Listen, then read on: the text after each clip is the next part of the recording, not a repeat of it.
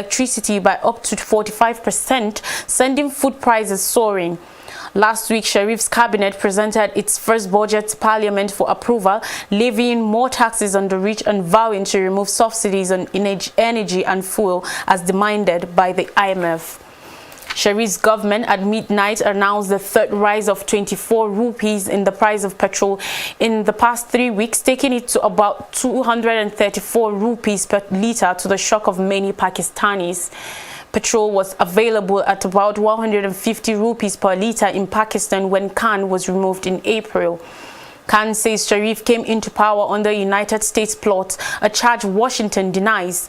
Sharif and the country's military have also denied Khan's claim, saying no evidence of U.S. conspiracy in Khan's removal was available. Hours-long power cuts across Pakistan have also made Sharif's coalition government unpopular. Now in the opposition, Khan's Pakistan Tehreek-e-Insaf PTI party took to Twitter, claiming Sharif's government has destroyed the economy barely 2 months since taking office. However, Sharif says he is paying the price for the mismanagement of his predecessor's government.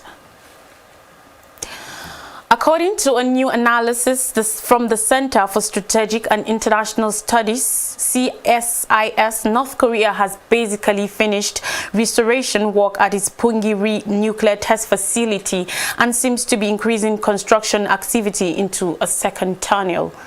The Washington, D.C.-based think tank said commercial satellite imagery it obtained from June 14 showed minor nuke activity at Tunnel Number 3, showing that the renovation and construction work during the past 4 months was fundamentally complete, and the tunnel is now ready for the oft-speculated 7th nuclear test.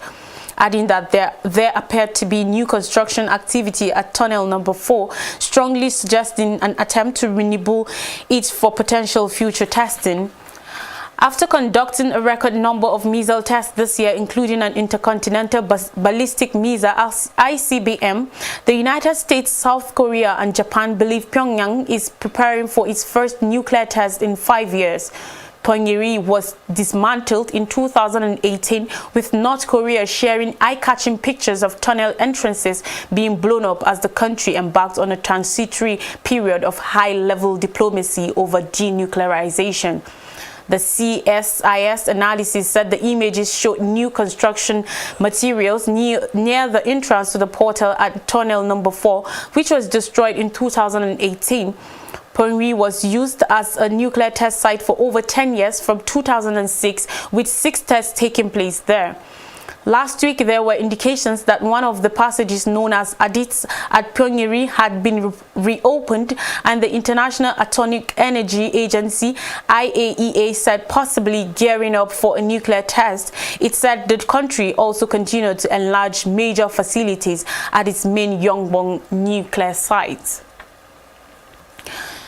Russia's invasion of Ukraine has plunged global displacement numbers above 100 million for the first time, and the United Nations cautions the resulting food crisis could force even more to flee their homes. At the end of 2021, some 89.3 million people were forcibly displaced worldwide as a result of persecution, conflict, abuse, and violence, according to the United Nations Refugees Agency's annual report on displacement, which was released on Thursday. But as many as 14 million more people have joined that number since Russia attacked Ukraine on February 24th, while rising prices connected to block grain exports and interrupted harvest are likely to shove more displacement elsewhere. According to the United Nations, the numbers displaced, many of them within their own country's borders, have more than doubled over the past 10 years. Some 27.1 million people, a record, was living as refugees, while the total number of asylum seekers rose 11% to 4.6 million, the report said that at the end of 2021. For the 15th straight year, the number of people living displaced within their own country due to conflict added, reaching 53.2 million. The United Nations High Commissioner for Refugees, UNHCR, said last year was notable for the escalation in violence in countries already facing protracted conflicts such as Afghanistan, as well as the emergence of new unrest. Grandi received the outburst of aid for fleeing Ukrainians, but emphasized the difference with the reaction to people escaping war in countries like Syria and Afghanistan. Also criticized what he called a monopoly of resources given to Ukraine, while other programs aid the displaced were underfunded. Ukraine should not make us forget other crises, he said, noting the 2-year-old conflict in Ethiopia and a drought in the Horn of Africa. The European Union's response to refugee crisis has been unequal, Grandi added. He equated that backbiting between states over taking in small of refugees and migrants crossing the Mediterranean by boat with EU countries' generosity towards Ukrainian refugees. On more stories, ISIL leader detained in Syria, says U.S. coalition. On Thursday, the U.S.-led coalition has said it detained a senior leader of the ISIS group in Syria during an early morning raid. IS once controlled an area across Syria and Iraq equivalent to the size of the United Kingdom and has continued brazen attacks since the group's defeat on the battlefield 3 years ago. The statement did not elaborate on where Thursday's surge had taken place. A spokesperson for a separate Turkish-backed Syrian rebel group said, according to reports earlier on Thursday, that US-led forces had carried out a helicopter raid in the village of Al-Hamra, just south of Turkish border, the first operation of its kind in the area. A spokesperson for the Turkey-backed Syrian National Army SNA Major Yusuf Hamid said US-made Chinook and Black Hawk helicopters were involved, but that the precise situations were uncertain at the time.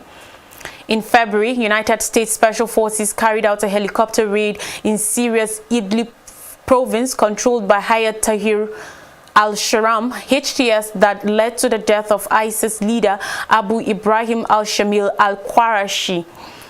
Qurashi had led the group since the death of its founder Abu Bakr al-Baghdadi, who was killed in 2019.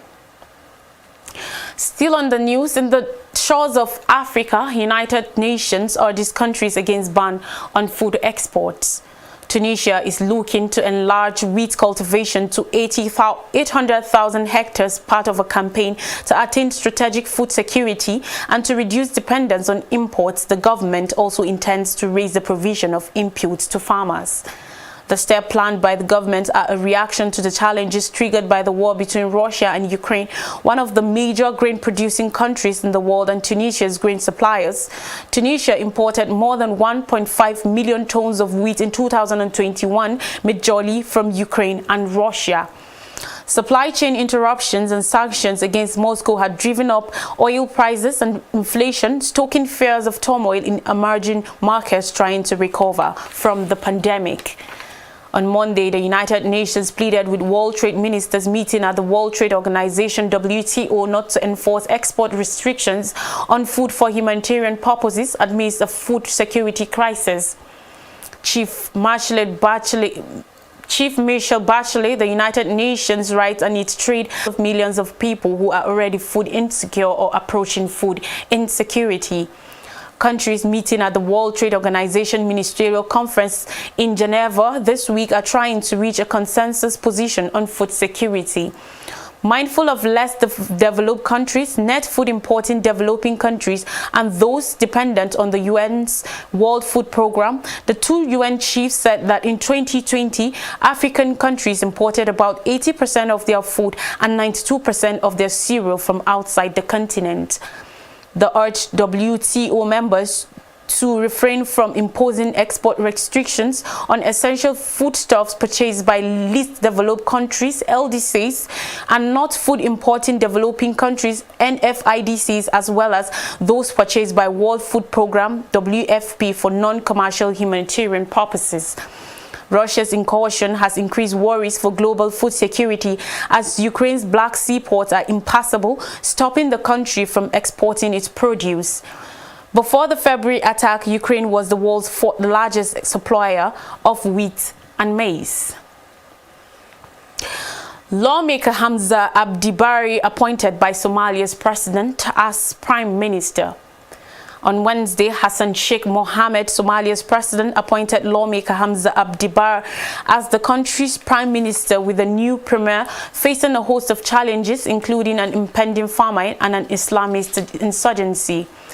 The presidency said on Twitter the president wishes the new prime minister utmost success as he leads the government's ambitions for reform agenda and calls on Somali people to render him their unwavering support. The 48-year-old MP from the semi-autonomous state of Jubaland swaps Mohammed Hussein Roble, whose 22 months in office were flawed by an acrimonious clash with Mohammed's predecessor Mohammed Abdullahi Mohammed that threatened to take Somalia back into violent chaos. I also asked the new prime minister to accelerate his priority tasks, which include issues such as security, drought, reconciliation, and to work on improving the country's relationship with the rest of the world, he added. And Kenya calls for immediate deployment of regional forces to Democratic Republic of Congo.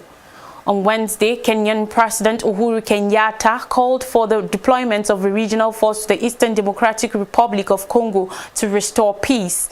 Kenyatta said in a statement, "I call for the mobilization of the East African Regional Force under the auspices of the East African Community, EAC. The ongoing open conflict in the region looms to derail political attempts to return order in this country of 90 million people," he added. Regional military chiefs from the 7 EAC countries are to meet Sunday to decide preparations for the deployment of the regional force, Kenyatta said.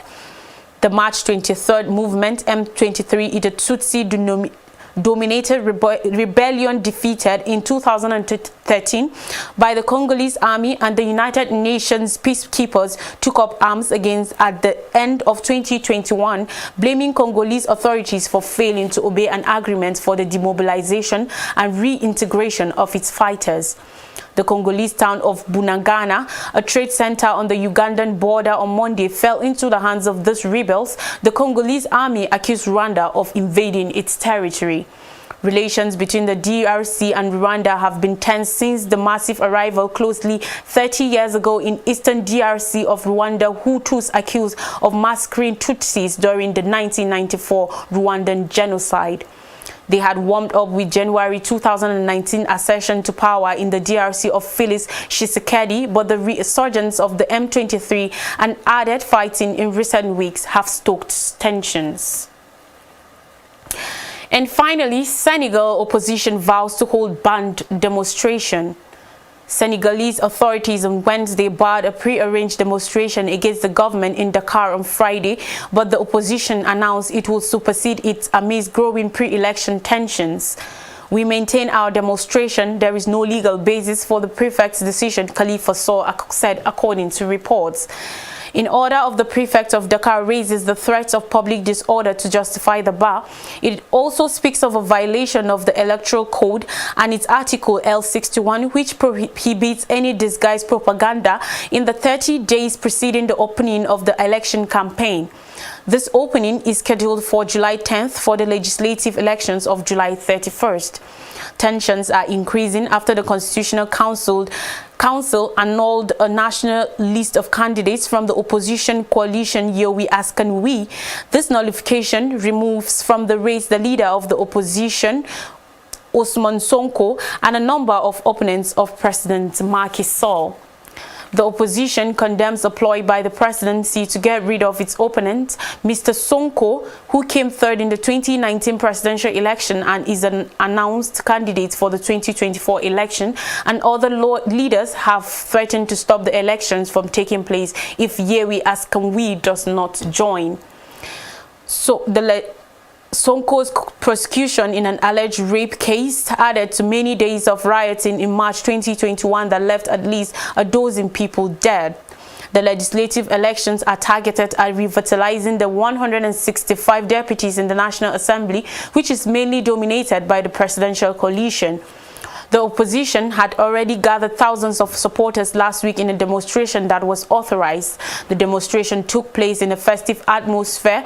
I had found an unanticipated extension 2 days later when the government declared that it had led to the arrest of rebels from Casamance, a region in southern Senegal that has been plagued by an independence struggle for years. The opposition had also denounced that as a strategy by the government to disrepute the protests is in the rebellious objectives, he assured. That's you up to date with international news stories, but before I go, a quick recap of our major stories. French, German and Italian leaders visit Kyiv for Zelensky talks. Fighting unnamed gastrointestinal disease outbreak, North Korea says. Minister in Pakistan slammed for drink less tea save money appeal. Fresh activity discovered at North Korea's nuclear testing. And war fueled food crisis to add to staggering number displaced. Remember, democracy is about voting and about majority vote. And it's time that we started exercising the democratic process. This is according to Debbie Stibb now. With this from all of us at Equa Television. Good night.